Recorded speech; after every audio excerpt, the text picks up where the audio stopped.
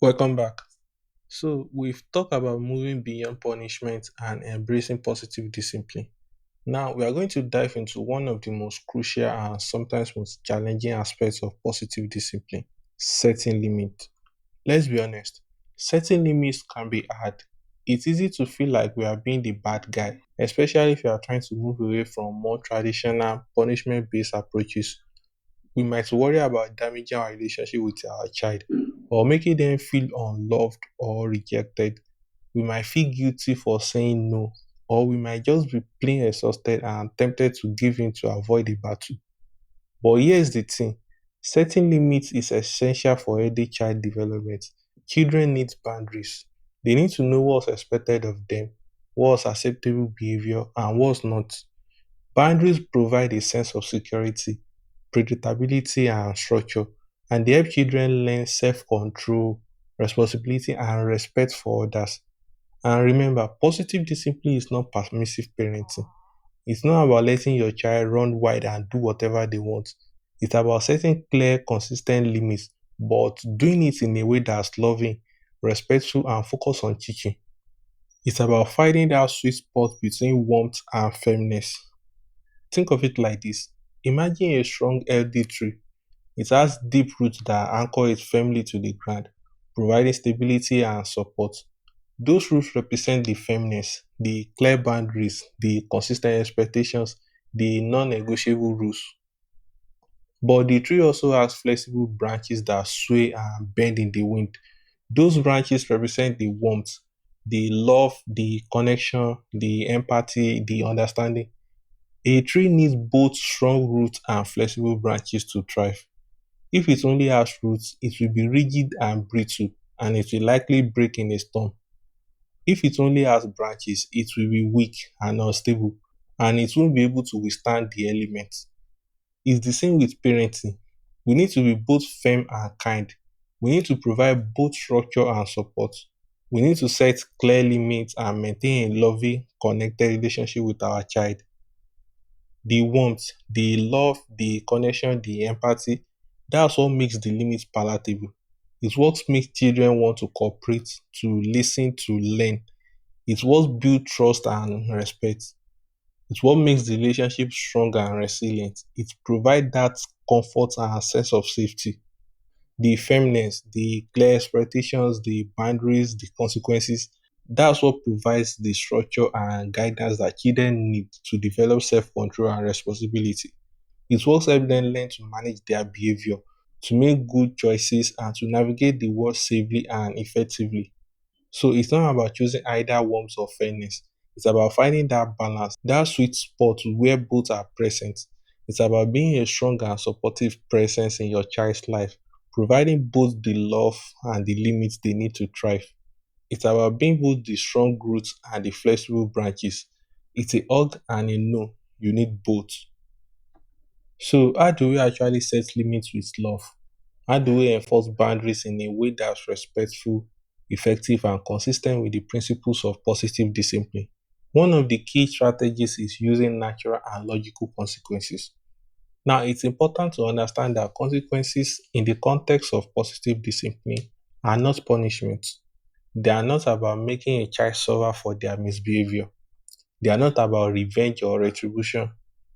They are about teaching. They are about helping children learn from their mistakes and understand the connection between their actions and the outcomes. They are about helping children learn from their mistakes and understand the connection between the actions and the outcomes.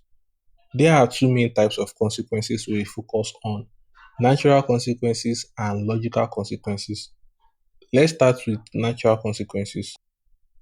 These are consequences that occur naturally as a result of a child's behavior without any intervention from the parent.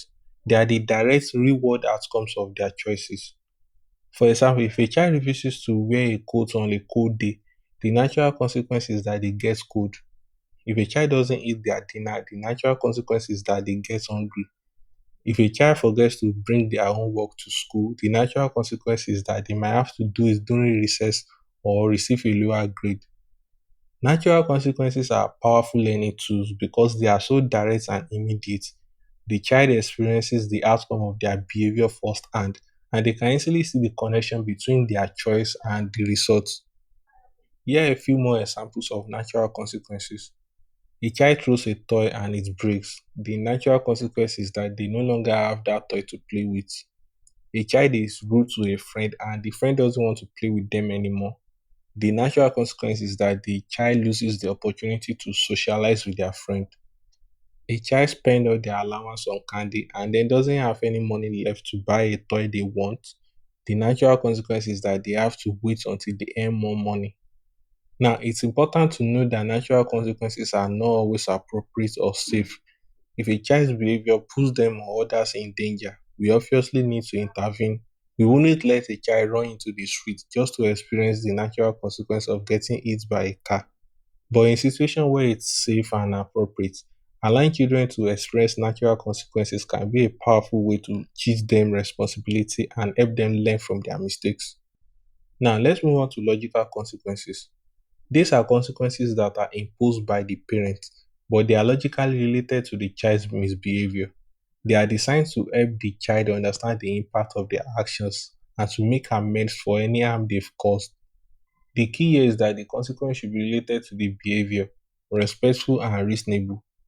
Let's look at some examples. If a child draws on the wall with crayons, a logical consequence would be to have them help clean the wall. This is directly related to the misbehavior and it teaches them about responsibility and making amends. If a child throws a toy, a logical consequence might be to have them lose the privilege of playing with that toy for a period of time. Again, it is directly related to the behavior. If a child is unkind to a friend, a logical consequence might be to have them write a letter of apology or to do something kind for the friend to make up for their actions. The goal is not to punish the child, but to help them understand the impact of their behavior and to learn more appropriate ways to interact with others. Here are some more examples so that you can see how it looks in action. A child is playing too rough with the family pets. A logical consequence is they are not allowed to play with the pet for the rest of the day. A child refuses to clean their room. A logical consequence is they are not allowed to play until the room is clean. A child uses inappropriate language. A logical consequence is they have to apologize and think of the appropriate word. It's important to explain the connection between the behavior and the consequence to your child. You might say, because you drew on the wall, you need to help me clean it up. You only drawn on paper. Or because you threw your toy, you are going to lose the privilege of playing with it for a while. Toys are for playing with gently, not for throwing. And remember, the tone is crucial. We are not trying to shame or humiliate the child. We are simply stating the consequence in a calm, matter of fact way and then following through. It is discipline with respect. Now, we've talked about using natural and logical consequences, but there are a few other crucial elements to setting limits effectively. And one of the most important is consistency. Consistency means applying the same rules and consequences every time, regardless of your mood, your child's mood, or the circumstances. It means being predictable and reliable. I know consequences can be tough. We are all human. We have good days and bad days. Sometimes we are tired, stressed, or just plain overwhelmed. And it's tempting to let things slide, to give in to avoid a battle, or to be more lenient when we are feeling guilty. But inconsistency is actually more damaging than you might think. It confuses children. They don't know what to expect. They don't know where the boundaries are. And it undermines their sense of security and trust. Imagine a traffic light that sometimes turns green where it should be red and sometimes stay red when it should be green. It will be incredibly confusing and dangerous, right? You wouldn't know when it was safe to go, and you will be constantly on edge, wondering what the light was going to do next. It's the same with inconsistent discipline. If your child gets away with a certain behavior sometimes, but get punished for it other times, they are not going to learn the rules. They are just going to learn to be unpredictable. So, how do we maintain consistency? It's not about being rigid or inflexible. It's about having a clear set of expectations and sticking to them as much as possible. One helpful strategy is to create a family plan. This could involve sitting down with your partner or co parent if you have one and discussing your expectations for your child's behavior and the consequences that will be applied for misbehavior. Having this plan in writing can help you stay on the same page and avoid inconsistencies. Another helpful tip is to have predetermined consequences for common misbehaviors. For example, you might decide that if your child refuses to clean their room, they lose the privilege of playing video games that day. Or if they hit their sibling, they have to take a short time in to calm down and think about their actions. Having these predetermined consequences can make it easier to respond consistently, even when you are feeling stressed or overwhelmed. You don't have to make a decision in the heat of the moment. You already have a plan in place. And of course, it's important to communicate these expectations and consequences clearly to your child. You need to know what the rules are and what will happen if they break those rules. Now, closely related to consistency is following through. This means that if you say you are going to do something, you must do it. If you threaten a consequence, you must carry it out. This can be incredibly challenging, especially in the moment. It's tempting to give in, to make exceptions, or to back down when your child pleads, cries, or promises to be good. But if you don't follow through, you are teaching your child that your words don't mean anything. They will learn that they can push your boundaries, that they can manipulate you, and that your threats are empty. So, how do you follow through even when it's hard? First, take a deep breath. Remind yourself of the long term benefits of consistency and follow through. Remember that you are teaching your child valuable lessons about responsibility, respect, and self control. Second, try to stay calm and neutral. Don't get drawn into an argument or a power struggle. Simply state the consequence and follow through. And third, have a support system. If you have a partner or co-parent, work together to support each other in setting limits and following through. If you are a single parent, reach out to friends, family members, or other parents for support and encouragement. It will be difficult at times, but the more consistent you are and the more you follow through, the easier it will become. Your child will learn that you mean what you say and they will be less likely to test your limits. Now, let's talk about another important strategy for setting limits with love, offering choices within limits. This is a powerful technique that can help reduce power struggles and give children a sense of control and autonomy while still maintaining your authority as the parents. The key is to offer choices that are limited and acceptable to you. You are not giving your child free rein to do whatever they want. You are giving them a choice between two or three options that are all okay with you. Here are some examples. Do you want to wear the red shirt or the blue shirt today? You don't care which shirt they wear, but they get to choose. Do you want to read a book or draw a picture before bed? They still have to have quiet time before bed, but they get to choose the activity. Would you like carrot or cucumber with your snack? They are getting a healthy snack, but they have a choice. Do you want to do your own work at the kitchen table or in your room? They still have to do their own work, but they get to choose where. Do you want to walk to the park or ride your bike? See how this works? You are setting the limits, but you are also giving your child a sense of control and agency. This can make them feel more respected and more cooperative. Let's picture a scene that's probably familiar to a lot of us. It is school morning, and I'm trying to get my 7-year-old daughter Lily ready to go. She's happily playing with her blocks, totally engrossed, and I've already asked her a couple of times to start getting ready, but she's ignoring me, completely lost in her world. So I get down on her level, make eye contact, and say in a calm voice, Lily, I see you're having fun playing with your blocks, but it's time to get ready for school now. We need to leave in 10 minutes. And of course, her response is, I don't want to go to school. I want to keep playing. She doesn't even look up. Now, instead of getting frustrated, which let's be honest is my first instinct, I take a deep breath and try to connect with her. I say, I know you are having fun and it's hard to stop when you are in the middle of something, but we need to go to school so you can learn and see your friends. She starts to whine, but I don't want to.